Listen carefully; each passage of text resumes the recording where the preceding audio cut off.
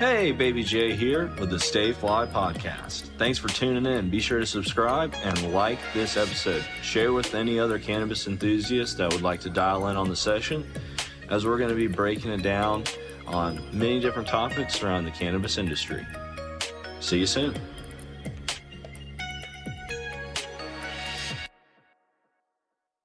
Thank you so much for tuning into the Stay Fligh Podcast, brought to you by Southern Crop. Today we got Issaish Bird on here, one of our lead cultivators. I'm sure that we've seen other episodes with Issaish. This is the first time that we've been on an episode together, but I think today, we can talk. I know that we talked cannabis. You talked cannabis on the previous episode.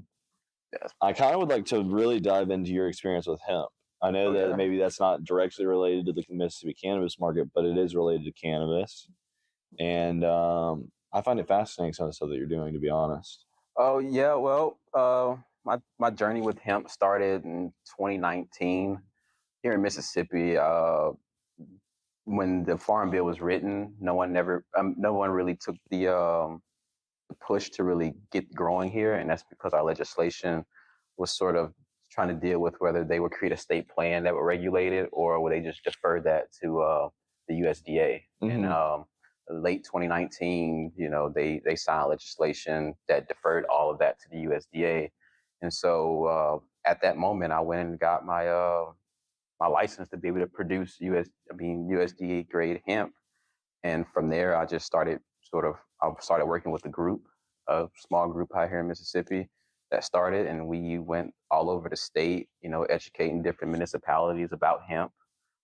We talked to them about the fact that they were going to have farmers that were interested in using that crop as, a part of their rotation, or people who were sort of new farmers getting into using it because they understood its relationship to cannabis, or the marijuana part of cannabis. Yeah. And so people wanted to really just dive into it. And so, but a lot of people didn't understand really what it took.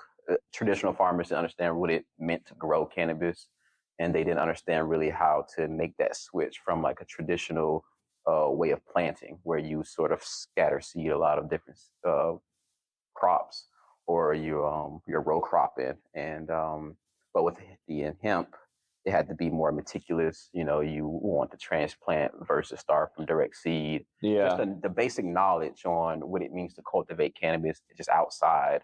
A lot of farmers didn't have that. So our group really hit the ground and did the footwork to sort of teach these people, and then expose them to the fact that you can even do this legally in Mississippi. Yeah, and I know when it became legal in Alabama, like, we have family friends that were growing hemp, and like, it was funny because it was like everybody was like, "Oh my God, he's growing weed," and it's like, no, he's growing hemp. It's like it's not like, Well, like everybody's like, "Oh, he's cool now," and he's like, "No, he's just growing it's still a crop." right. It's still a crop. It's not the smoking, what you're smoking. I know there's other applications, and we've seen that, and we've seen some issues there. Well, I mean, that's interesting because like the hard part of a lot of people can't, I think, fathom or grasp is, hemp is cannabis. Yeah. It can be smoked. It can be produced to be, a smokable flower. It's just the genetics of that flower is just this different variation in what you would mostly encounter in a recreational market, or even what you a lot of times see in a medicinal market. So, like, break that down for the audience. Is like, what's the difference in hemp? And come on, I know that we can get really deep into this, but the difference in hemp versus what you're seeing in cannabis. Right, I'm gonna keep it lightly. So, from what I understand and what I've read for a long time, and what I've come to the conclusion of myself, as a society, as humans, we sort of categorize cannabis in almost four or five different ways. We categorize it based on consumer use, the sativas, the indicas, the hybrids. Politically, whether it's hemp, or whether it's medicinal cannabis or recreational cannabis. Scientifically, they look at it in a different way, where there's 5 different types of cannabis. Mm-hmm. And biologically, we can almost look at it in a fiber type versus a drug type cannabis. But Okay, yeah. overall, you have cannabis. And then it's sort of, if we can take from the biological point of view, I think the easiest way of explaining it to sort of people who might not fully understand it, you have a fiber type cannabis and you have a drug type cannabis. Fiber type cannabis is what true hemp is. Okay, that's what I thought when True you hemp, mentioned that fiber earlier. type, Yeah. true hemp. Usually it's not producing any cannabinoids. The focus of the production is for stems and for fiber or for nutritionist seed, which male, females grown together so that they can produce that nutritionist seed. The drug type cannabis, however, is where we find all the other types of cannabis. The CBD dominance, the CBG dominance, the THC dominance, and then even within the THC dominance, you get two categories of them, and that's usually based on the type of terpenes that are produced. And that's how you get indica versus sativa. Sativas, and that's what you sort of find in that cannabis natural setting. And so ideally, the CBD and the CBG dominance, although with them being completely legal, because as long as they have less than 0.3% THC, which is politically how we recognize it. Yeah, I was just about to ask you about that. Right. So it's still a drug type cannabis, but politically, hemp. Yeah, because they kind of took a broad spectrum and just said anything that doesn't meet these requirements will be considered hemp. Yeah, and that's that's how we politically sort of characterize it and look at it. And so essentially, here in the medicinal market, when you think of what do I use for my health in general, I mean, you can say CBD dominant would do just as great for some ailments if you're dealing with seizures.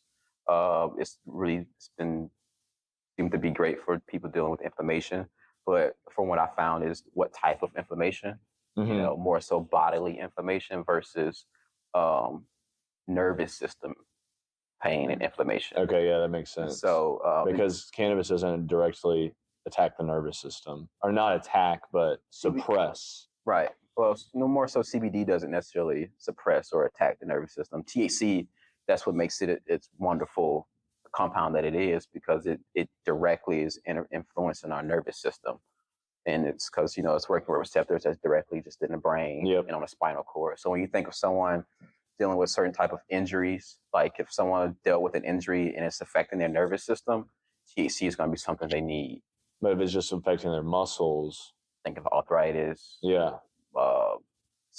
Some sports injuries, acute type pain, anything bodily that can be addressed from the body versus having to affect the central nervous system to get relief. And so makes it even unique when you're using cannabis that's at that 1-to-1 ratio, because you get now you get cannabis that can heal the body or work with the body from a top-down point of view, which means affecting our nervous system to affect our perception of pain, or you can get that same strand of this 1-to-1 working from a bottom-up point of view, where it's relieving the pain and the inflammation in the body, which from the CBD side, which then gives you that relief overall. So, and when we talk 1-to-1, we mean THC to CBD. Absolutely. Okay. Absolutely. So tell me a little bit about. So when we talk about the fiber as hemp, we're talking about what you use to make rope. True hemp, the rope, the clothes, the pulp for paper, okay, fiber for clothing material, and a lot of what I've been working with recently is the woody core. The wood chemistry of hemp can almost be comparable to trees like oaks. Yeah, dense. It's dense. It's real durable, and you can take this material, you mix it with water and lime, and a binder, an assisted binder, and you can create a structure that's well insulated. They call that the hempcrete. And y'all are in the process of building a. Yeah, we built a. We're working on building a small home out in New Orleans, and about 450 square feet. 1 bedroom, 1 bath, and it's sort of a prototype into introducing this region more into that technology, into trying to create an awareness about it and its sustainability. And so one of the biggest advantages of the material is how insulative it is. And what about the cost? The cost we will know at the end of this year. from our Okay. perspective. But I mean, there's literature out there that you can find where it costs other people to produce it. And the biggest cost is coming from the logistics and getting the raw material, because there's a issue in that industry with processing. We have people who will love to grow it all day. Farmers will grow it all day. You have certain manufacturers who use it currently already. Mm-hmm. You got even Legos announcing that they want hemp in their plastics. Oh, wow. And, I didn't know that. That's awesome. And companies from car companies like BMW, Mercedes, they use hemp made type panels in their cars, but they get all this material from overseas. And so until we can develop processing here in the United States where we can encourage farmers, where farmers are comfortable growing it because they know that they can be paid to grow it, and then manufacturers can get quality that is comparable to what they might be getting from Southeast Asia, Canada, or any other country that's, mass exporting hemp. That's where we see the cost of getting the raw material and the logistics of getting that raw material to the building site or to where you need it to be. That's where the biggest cost is. But that makes sense. Yeah. If you can get processing in place, you can get farmers here growing it, a lot of it. That cost I think in a decade, we can see costs cut to levels where it's economically efficient for just the average consumer to say, I want my home designed with that insulative material in it, and it's better for my health and better for my electric bill. Well, the reason I'm bringing that up is I can see applications specifically in the Southeast where, there's a lot of economic distress. Like that could help solve a lot of these crises that we're seeing in the housing. Considering, I think by 2030, we need over 4.3 million houses to be built in the U.S. And so we have a huge housing shortage. And, to be able to take a material that's sustainable, that's eco-friendly, that's health-friendly, and that's energy efficient, and to just be able to develop houses that are where we can, we're not putting up houses made with wood panel boards and selling them for hundreds, 100,000 plus, but we can build these type of hemp structures and probably almost, cut the cost of what it costs just to build a traditional, comfortable home. Yeah. And with a lot of people, I don't think a lot of people having children, or when you think of people who aren't looking to have children, or maybe have one or two children, a 2-bedroom home, it's, it makes sense. Yeah. So I think there's a lot of opportunity coming. It's just, it really takes the financial backing, and someone with the financial backing that has that interest and wants to sort of really mass introduce this to consumers. So earlier you mentioned BMW, Mercedes, and car applications. So that kind of struck me. I'm semi into cars. I'm not gonna sit here. I got buddies who are like way more into cars than I am. I think cars are cool, but hemp versus carbon fiber. Tell me, have we looked at any? Or hemp and carbon fiber. We can combine. I'm not a personally car person either. I just know that those companies use them and they're interested in it. What I would say is, there's documentations of one guy back in the days. He made a hemp car. It wasn't fully hemp. I believe soy was added. It was in the mixture, but the car was developed and it was completely made of plant, and it ran off plant, fuel. Oh wow! And you can in a video, he would take a sledgehammer and it's like doing this to the car, and it doesn't even dent. Oh wow! And we got metals that we use now that if that same hammer probably would have put a huge dent. Oh yeah! And so the strength of this material, we have not seen what it can do. And it's light, right? Right.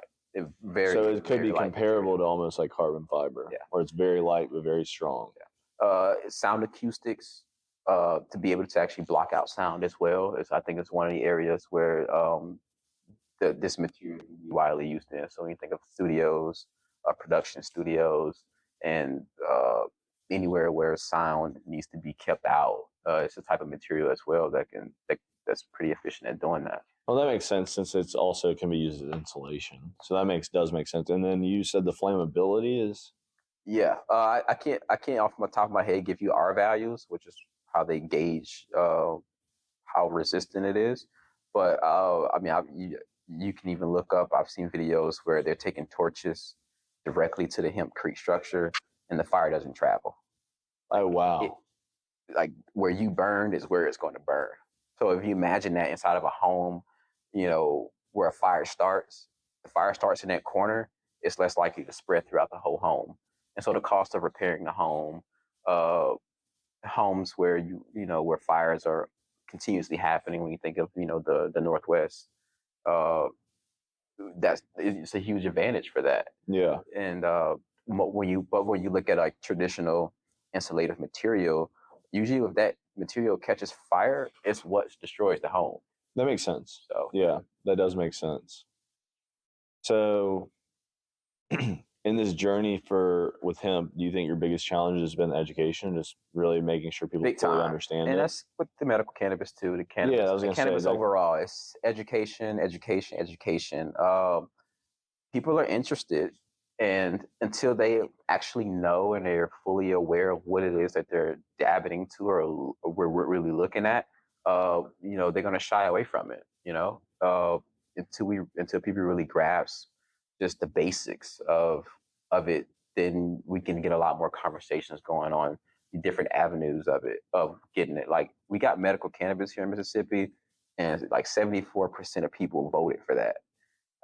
That's way more than half. Now, if I'm not Yeah, mistaken, that is like one of the highest uh, advocacies that I've seen across the United States for a medical cannabis program, and that's Mississippi. yeah. So, like, So yeah, that's what I actually was just getting ready to ask you about. That is, so you're from Meridian. yeah, I'm from Meridian. I wasn't born, but I've been raised here like my whole life, and I call it home. It's definitely home for me. So when you heard about, you heard about. I know there's other companies in Meridian, but by far Southern Crop, from my understanding, is the biggest. Yes, from my understanding. From a medical cannabis, we never like just not trying to brag or anything, but let's talk facts. When you heard about this massive company coming in, building a massive operation, what was your first thought? You were like, I'm like, commercialization, corporate. yeah, Yeah. I've been preparing myself to be involved in cannabis since I was a teenager. Like, I made the conscious choice that this is what I was going to be doing for the rest of my life.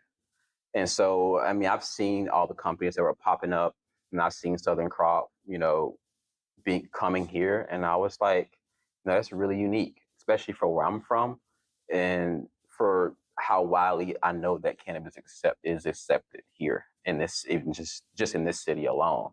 And so I was just thinking how much that would allow people's perception of cannabis to change. yeah, They will see that they would see an industry right here in their own home, in my own backyard. I grew up right down the street. yeah. So The like, community's embraced us. I feel like. yeah, I think so too. I get people all the time, if they know if they know I work here, they like, yo, what is up? Like, give me the scoop. Like What's going on? Yeah, in there? So Yeah. I tell them as much as I'm allowed to and I can. But in general, I think for me it was an eye opener to that cannabis is here in Mississippi, and I was like, I didn't even think I'd even be here. You thought you had to go somewhere. I mean, I still thought I would have to go somewhere else. I was even actually considering leaving the state to go get involved in cannabis in other states. And then, like, the week that I'm considering that, I get a phone call From whom? Southern Crop. From whom? From Southern Crop? From Ross or no, he's not with us anymore. Alex. Alex called you? Alex called me out of the blue, and he got my number for some, because since I've been working with Hemp, I would speak about it. I pride myself as a scientist, as a biologist. I do more so literature research, where I'm reading research papers and I'm, developing writings to put together what everything I've read and understood for the science community to also be moving forward with cannabis. And so we can talk about that in another segment, because I think that's pretty cool. It's more so related to our health and I definitely want to get into that. cannabinoids. But I would speak at these events, and people would like come up to me and say, "Hey, you're doing a great job, this and this." But I made a wonderful lady, and she was the one who gave Alex my number. And Alex didn't know much about me. He just asked me to explain myself and who I am, and I was just like, "All right, cool." I told him who I was, what I've been doing, and he was just like, "Would you be interested in working at Southern Crop?" And I'm like, okay, cool. Let's go. Let's check it out. Me, because I've always watched industries in other states, and I watch how industries form, and I even watch how they fail. I was real, hesitant about even getting fully Yeah, of involved, course. and that's because big operation. My biggest things was, do we have the people there that actually have love for the plant? That that have maybe worked in other markets, that understood what needs to be done for things to succeed at this scale. Yep. Because I mean, it's not easy to do this at this scale and succeed. But man, I came in, I met Alex. Matter of fact, I met Isaiah that day too. That's what I was about to ask you. That was crazy because we got the same name, and so like he answers the door, and I shake his hand, and I'm like, Isaiah. He's like, yes, Isaiah. And I'm like, I said, yeah, I'm Isaiah. He's like, no, I'm Isaiah too. I said, oh. And like, I'm a very intuitive person. I'm very intentional about how I live my life. And I'm very aware of circumstances of life. And the day I met Isaiah, I'm looking at him dead in the eyes, and it was almost like, welcome home. Yeah. Like, I just felt instantly comfortable. And after he told me his background and what he's done, and I was like, this is like my sensei right here. Yeah. I just found like someone who's going to teach me more than, not to toot my own horn. I was the one who knew. Yeah, you were your own sensei. Yeah, I had to be. Because I mean, you can watch things, you can read things, and you can meet people that's in this industry. And I respect everybody that's involved in this industry, whether it's black market, legal market, and that's because what it takes to even just be and be successful. But after meeting him, I was like, man, this guy, and if they got him leading this, yeah. I see. I had a similar experience, and I think that's also something I just want to mention is like, to me, it's always important to have a mentor. It's always important to have someone that's going to kind of be your guide rails and allow you to fail, but also pick you up and help you succeed. And I find that to be vastly more important in the cannabis industry. Yeah. Just because there's so little knowledge and guidance and so many questions. Yeah. So I mean, I was looking at Oregon, California, and going out there and just saying, I don't want to leave the Southeast, but I was in the same boat as you. I was like, you made the conscious decision when you were young to be in the cannabis industry. I was hoping to be in the cannabis industry, but I always knew cannabis would be a part of my life, no matter what. I mean, my friends are always like, "Are you going to continue doing this for the rest of your life?" Hell yeah, I am. Are you going to continue drinking beers for the rest of your life? Yeah, exactly. Well, then why are you asking me the same question, pretty much? But I was just hoping to get the opportunity. And then one day I sat down with my parents and I said, "Listen, I want to go in the cannabis industry. What would y'all think about that?" And they said, "Yeah, I think it's the way of the future. It's not something that we want to do, but if that's what you want to do, we'll support you." And I looked at Oregon, California, and then had a couple of interviews in Florida and got a job offer down there. And the person that interviewed me was just fresh, really didn't have that much knowledge. And then I met Alec, who was on another episode, and he, I interviewed with him, and I was nervous. And I remember we started talking numbers and talking about his experience, the data side of it, and like focusing on the data from consumer analytics and retail environments. And I was like, I don't care anymore if this is about cannabis. Obviously, that's what I want to do. But I just want to work for this guy because he like seems to have some type of knowledge and know something. And I think that he can help me become the person I want to be. And I feel like that's kind of the same experience you had with Isaiah. I mean, it's exactly.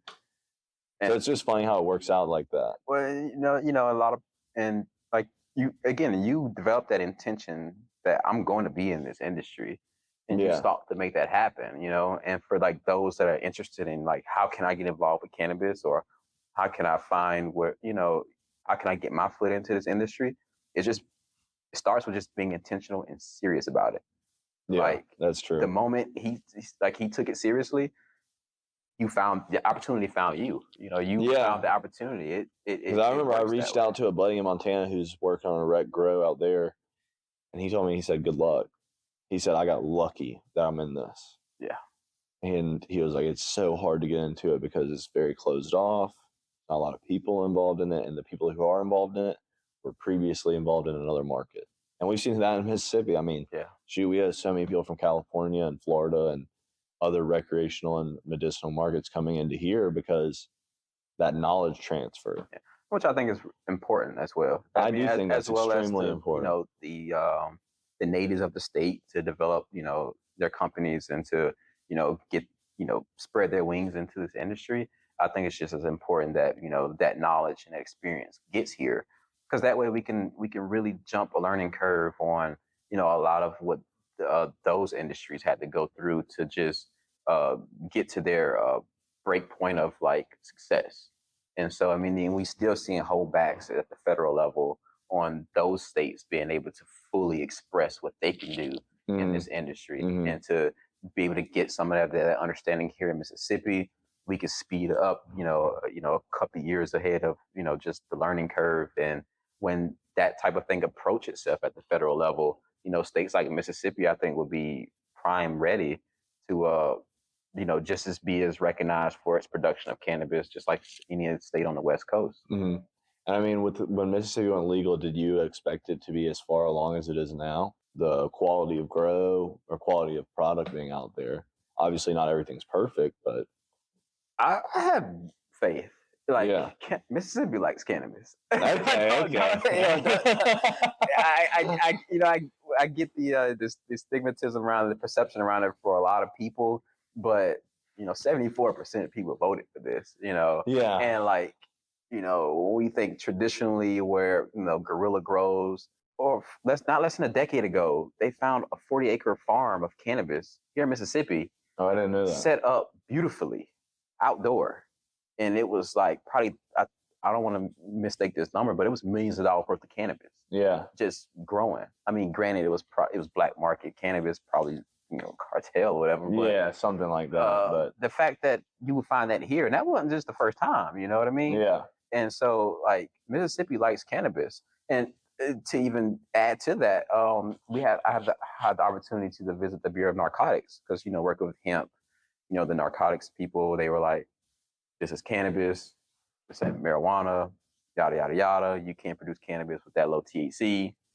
You know, we actually went to their headquarters and had a meeting with, you know, their people, and they were pretty, you know, they didn't like the fact that we were growing cannabis. You can tell how much cannabis has been involved in Mississippi, you know, just based on, you know, the atmosphere of the place. I mean, you know, some of the media you would see on the, you know, they take pride in busting people for cannabis. Yeah. You know, I think I seen one photo from back in the 70s.